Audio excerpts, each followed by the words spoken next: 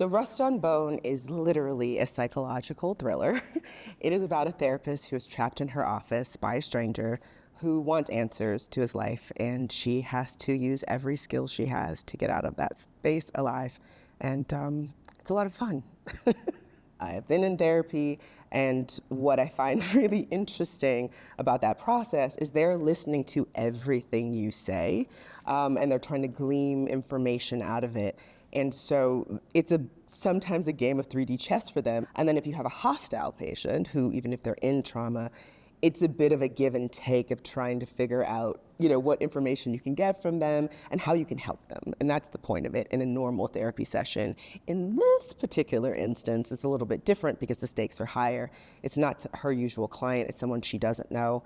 And she has to use every single tool in her toolbox. She has to therapize for her life as a way to get out of the situation and help this person and figure it out. So EMDR is a type of therapy used mostly for intense traumas. It uses sound, touch, sometimes light.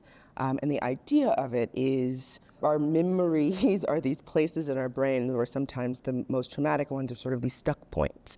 And what EMDR helps you do is process that. It helps your right brain, and your left brain talk to each other so that you process the trauma that hasn't been processed. The story is very close to home. I come from a family of veterans. I have a lot of friends who are veterans. When I was in grad school, we had an education program that had vets as teachers, a student as your cohort. And then I have a lot of friends who are therapists. So having conversations with them, so it was like a very deep investigative process. I call it sort of narrative investigations. And that's where we started. I think everyone knows what trauma feels like, be it heartbreak or losing a loved one. And so I think what I try to do is live in the reality of that part. And anybody who's been to a funeral knows you laugh, you cry, people tell jokes. It's not always serious, even if it's a serious subject matter.